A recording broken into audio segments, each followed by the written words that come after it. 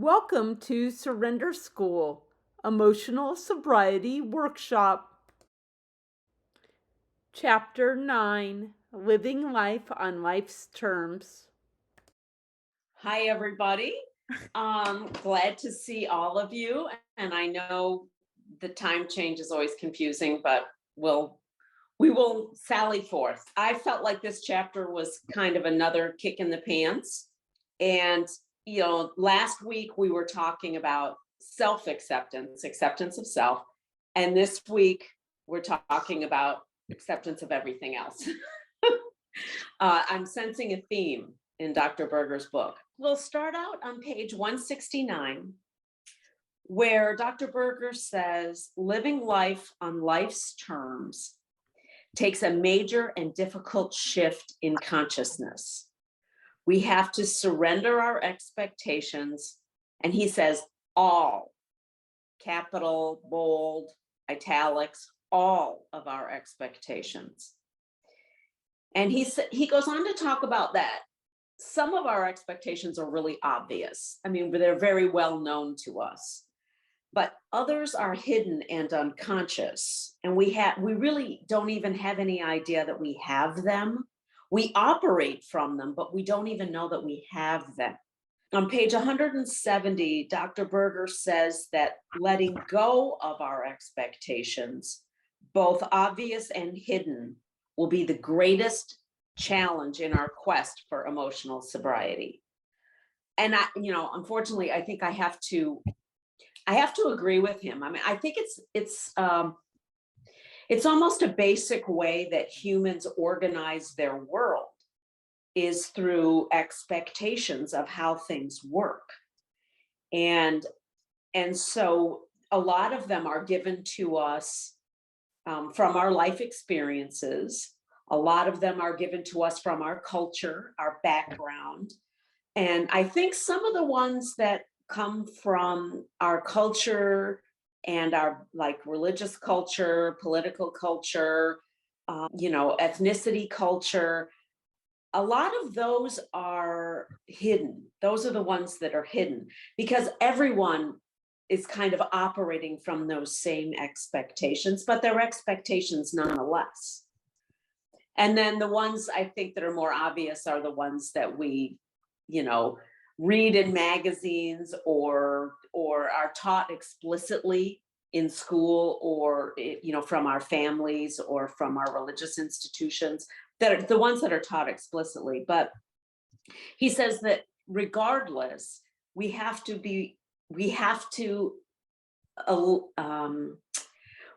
give them all up.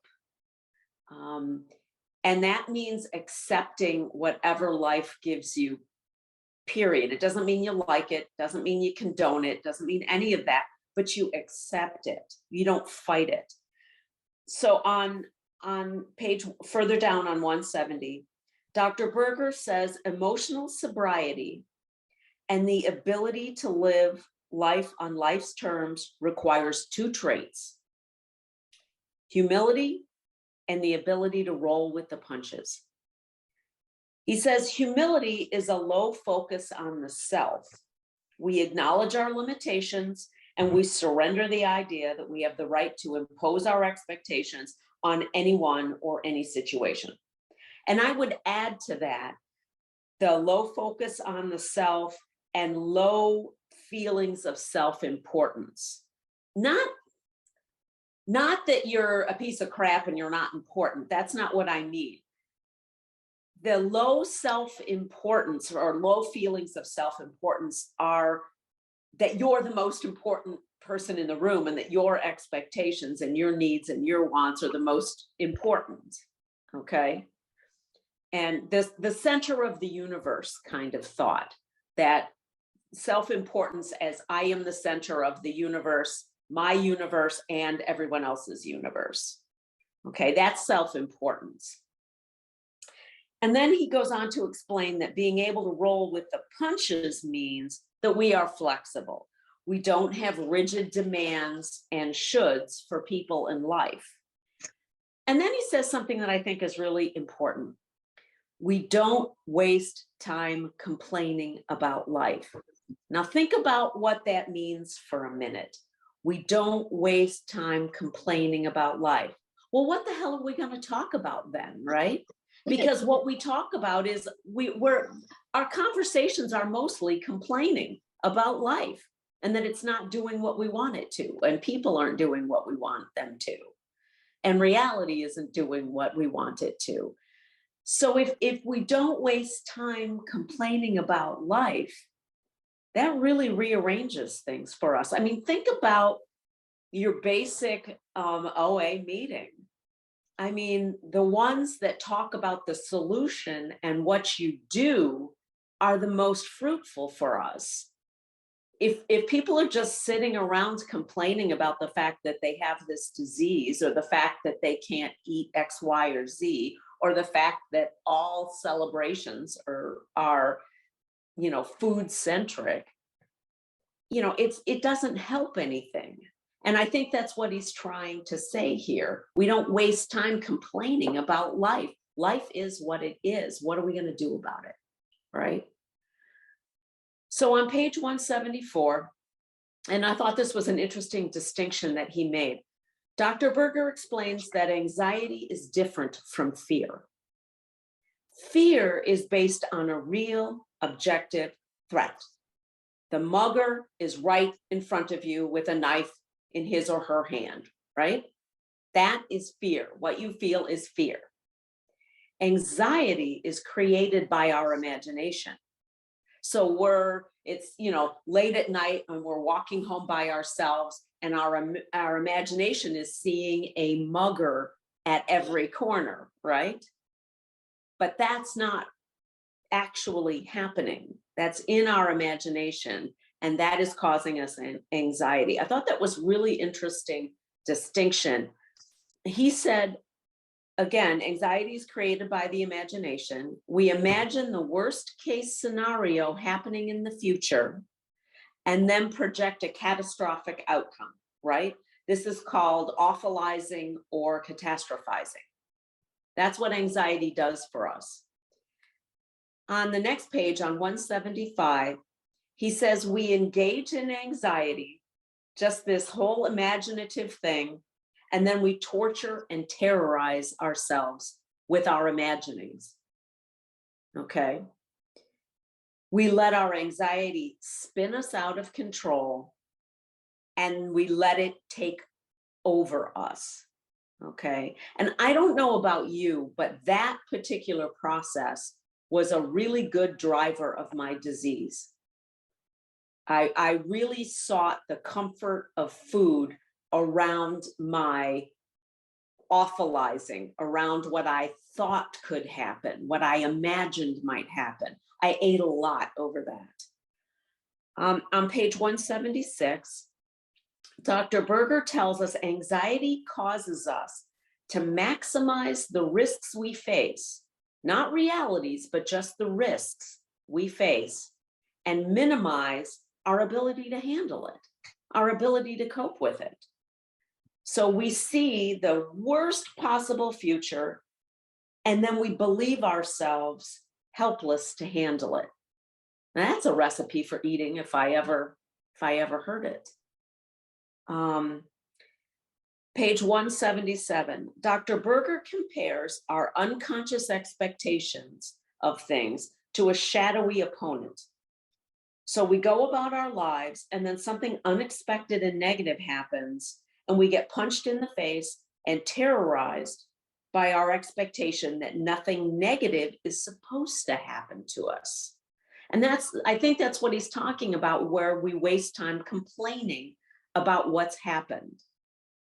A lot of people say, okay, I'm going to give you 60 seconds to whine and complain about this thing that happened, and then we're going to move forward into what we're going to do about it. Okay, because I think we do waste a lot of time there in complaining. We place our emotional center of gravity in our expectations of how life should be.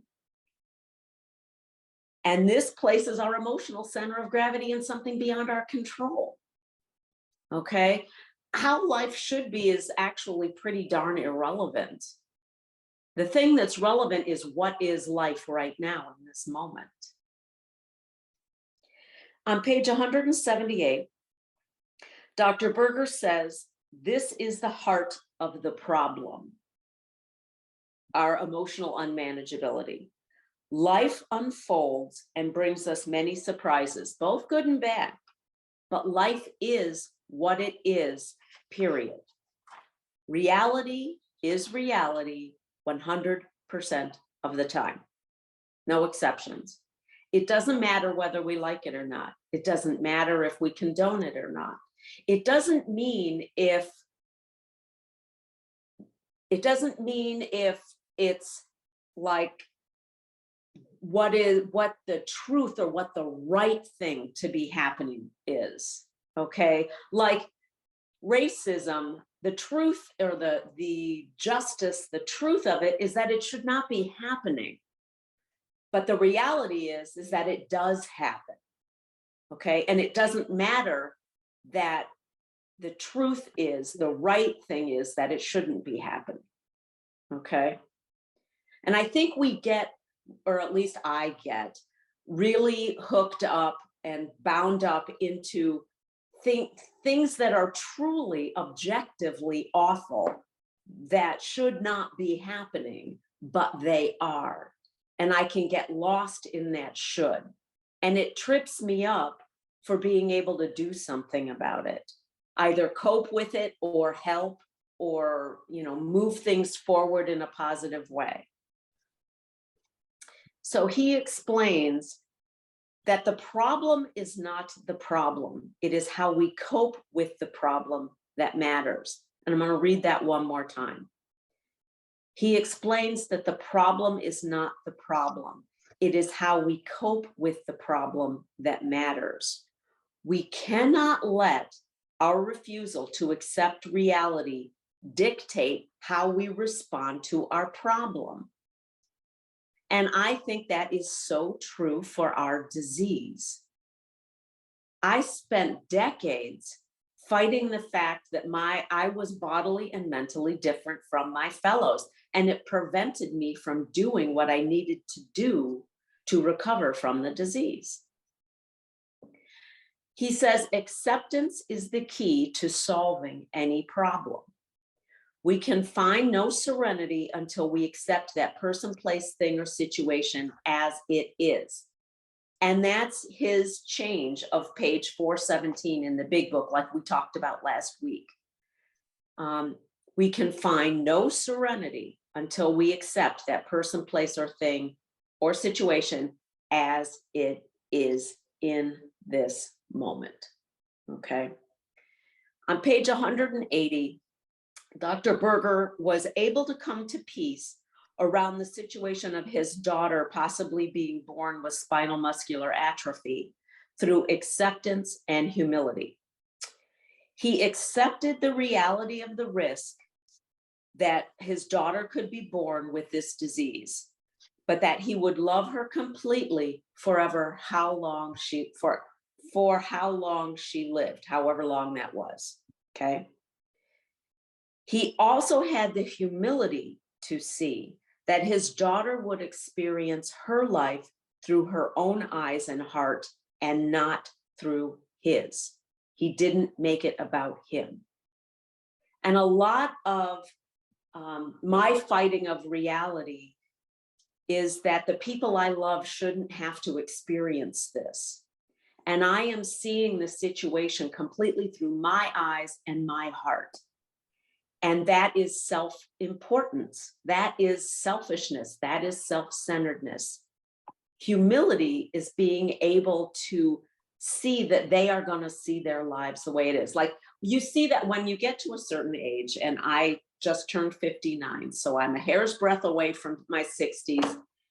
And you start thinking, oh, I wouldn't want to be a kid right now. I wouldn't want to be living my life, all this stuff. And the fact of the matter is that they are living their lives through their eyes and their heart right now, not ours. And we need to let go of that self-importance. Let's see. So I thought that was a beautiful thing, that he didn't make it all about him, and that his daughter would experience her life through her eyes and her heart. And I loved that. That to me was very, very profound. Um, Further, next page on 181, Dr. Berger reiterates that we must have a fundamental change in our attitude if we're going to learn to accept life on life's terms. We have to let go of our expectations of life because it doesn't matter what we expect from life. Our expectations don't change reality.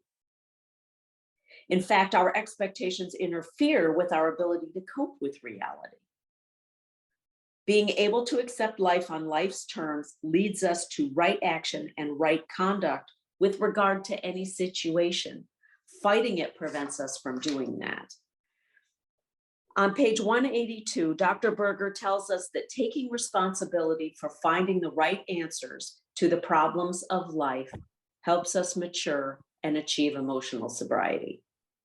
He goes on to say that it is how we deal with what has happened to us that makes the difference in our lives.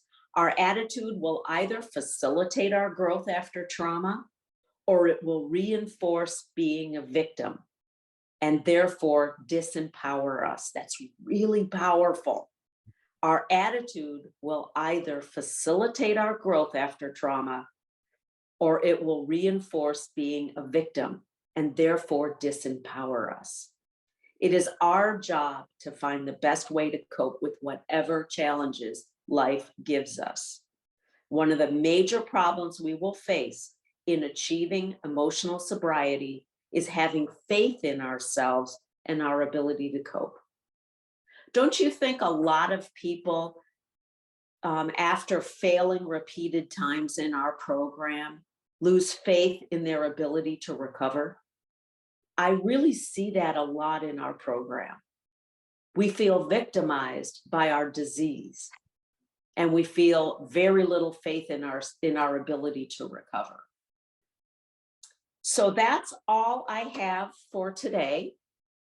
And so unless Joy has something to share, I will go ahead and start asking questions. I don't. You don't? Did you No. want to stop the recording? Yes, thank you. See you next week.